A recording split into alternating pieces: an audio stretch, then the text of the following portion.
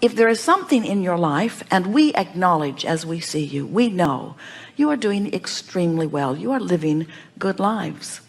Comparatively speaking, as you look around other humans, you're doing fine. But comparatively speaking, with what you could be doing, you are living mediocrity.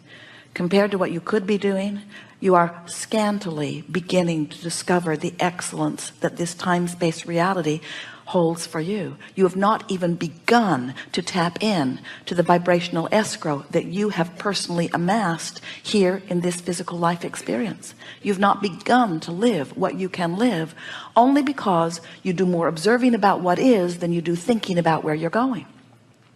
As you begin to train your mind to focus upon things you want rather than things you've got, as you begin to care so much about how you feel that you guide your thoughts based upon their feeling quality rather than upon their factual quality, as you care about how you feel rather than wanting to express the truth of a thing, there are a lot of things that are true that you don't want, and yet you feel virtuous because you express the truth.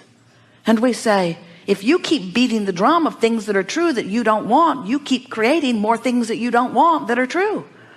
In other words, law of attraction does not discriminate. And that's the wonderful thing about law of attraction. It allows you your freedom to choose. You are so free, you can choose bondage, you see. And so as you begin to understand that this powerful law of attraction is always consistent, and you begin to watch its evidence in your experience, when something happens that is wonderful, acknowledge that as it happens it feels like this, and leading up to it you felt the same, and then announce to yourself and anybody else who is listening and interested, I did that. When something that you really do not want happens in your experience, and you feel the manifestation of it, you feel how it feels, and then you feel for other things you've been thinking that felt like that, announce to yourself and anybody else who is listening and interested, I did that. And as you begin to show yourself that you have control over what manifests because you recognize the thoughts that led up to it.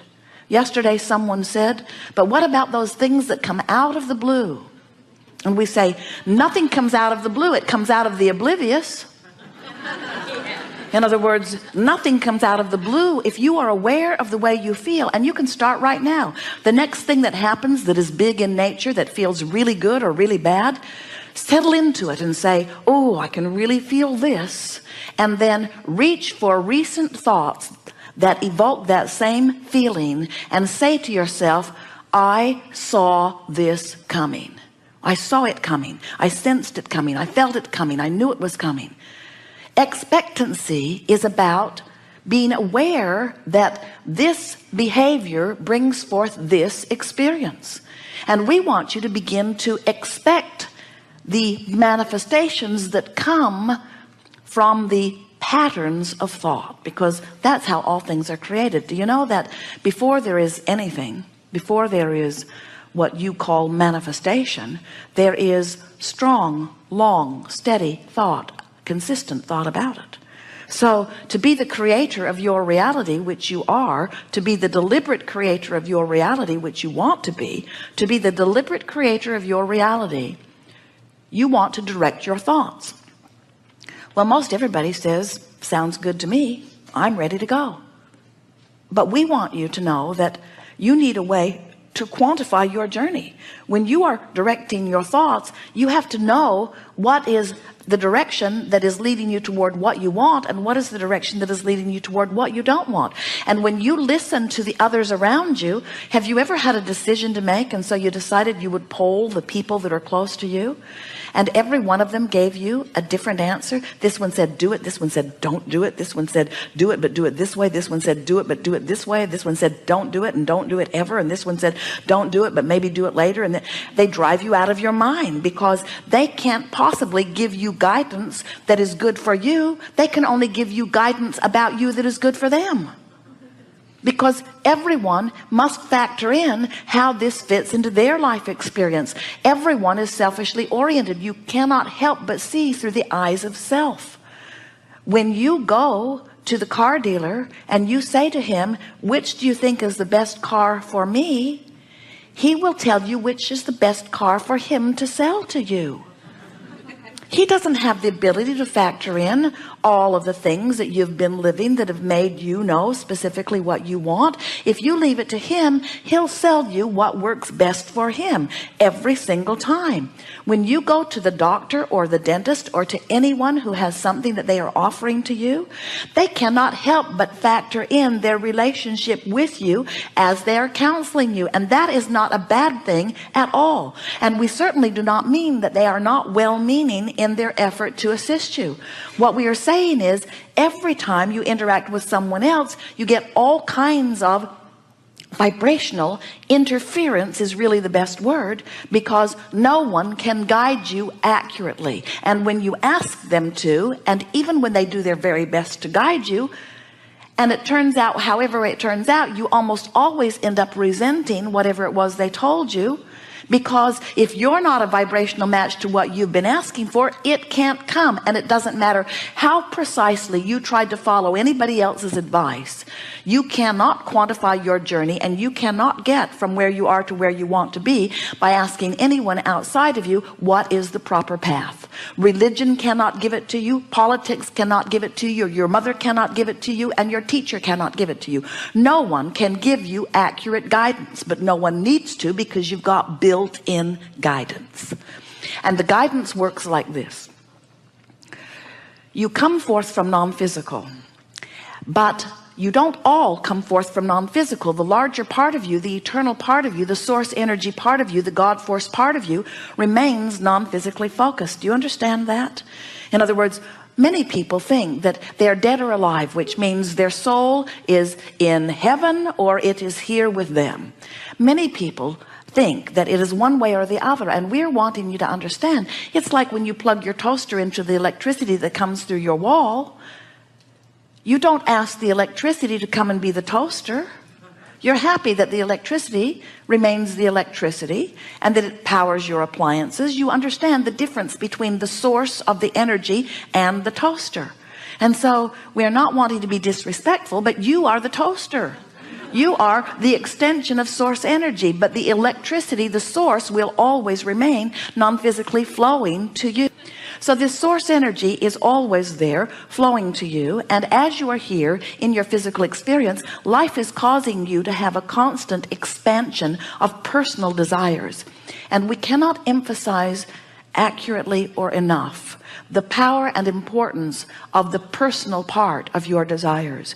You are uniquely perfect. You are personally perfect. You are uniquely asking, and source is delighted to respond to your unique requests that are born out of your unique life experience and perspective. Every single one of you is unique and appreciated. So you live life, whatever it is, and out of it you ask for those unique things. Now many of you say, oh, the things I'm asking for are not that unique. And we say, yes, they are. The combination of the life you live and the rockets of desires that shoot out of you and the vibrational escrow that is amassing on your behalf because of all that you've lived before and what you're living now is a unique part of the expanding universe, and every bit of it is of value. So you are uniquely asking, and your source energy is now standing in vibrational alignment with what you have asked for. Because when you are having exposure to an experience and you know what you don't want, source energy does not turn its attention to what you do not want. But in the moment that what is wanted is born out of that, source energy gives that its undivided attention. And that's why the expansion of the universe and the evolution of all species is so assured. Do you sort of get how that works?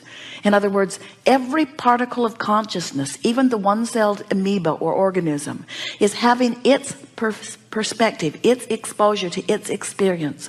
And as it is having its exposure to its experience, it is giving birth to improved preferences. And so because source energy turns its undivided attention then to what is being asked for, then you in your human form have done what you said you would do. You've come forth like pioneers, and you've carved out something that would be even better. And the larger part of the source energy turns its undivided attention to that improvement, and the expanded universe moves on. That's why no matter what Al Gore says about global warming, and no matter what anybody else is saying about what's going on as they look at a pocket here and a pocket here and a pocket here of things that are not to their liking in the moment, no matter what any of them say from their very narrow human close-up perspective of what's going on here on this planet, because when something that you see that you do not like causes you to launch a rocket of desire, and because source energy, the energy that creates worlds, turns its undivided attention to what you are now asking for, you have to know that even as you're beating the drum and fearing global warming, that you're asking for improvement, and source is flowing with the improvement.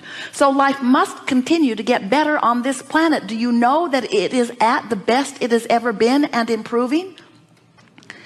How you look at what is now out on the leading edge and call it declining when it is expanding and improving can only be because you're looking through the narrow eyes of human perspective that are in this moment beating the drum of lack in some way, and you've disconnected yourself from the view of broader perspective. You are magnificent beings, and we love you very much, and what you add to the evolution of all that is enormous. But you have not yet, from your human perspective, figured out how to scrape enough dirt together to launch another Earth into orbit. You don't know what you're doing relative to things that are world nature. Global warming is not a factor that need concern you. This Earth is expanding and evolving and improving. It is not shrinking and disintegrating and declining. It is not. Life is eternal, and your balanced Earth is in good stead. Worry not about it. But it's not wrong for you to explore your Earth and see things that are of concern to you. That's what you said you would do. So you see something that is of concern to you, immediately you ask for an improvement, and immediately the rocket of desire shoots out of you, and source energy is on the case. But when you watch global warming, when you beat the drum of it, you hold yourself with millions of others in vibrational difference or resistance to the improvement that you've asked for. So then you have to croak before you let your planet receive the benefit that you have asked for. And it does not need to be that way. In other words, you don't have to wait until the next generation in order to reap the benefit of what this generation is asking for. You can have it right here and now. In fact, you don't even have to wait for anybody else to figure it out. You can have it right now, and you can tell by the way you feel whether you are having it right now or not. So now we've come down to a very big topic, and it's a topic that a lot of people would disagree with, and we certainly understand where they would be coming from. So you look into the world, and maybe you even watch that whole movie about global warming. And as you watch it and you see pictures of things that you don't want to happen to your planet happening, or you see speculation of what's going to happen further, and you feel that horrible feeling within you that always happens when you look at the opposite of what you want.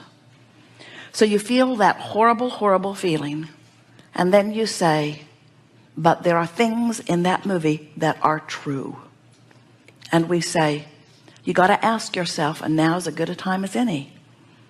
Am I going to guide my experience by looking at what is, because it's true, and therefore create more of it? Because the law of attraction will give me what I give my attention to. Or am I going to ride the rocket of desire that has been born out of it? Am I going to think about what I want? Am I going to let the way I feel be my criteria for the direction of my thought, or whether something is true?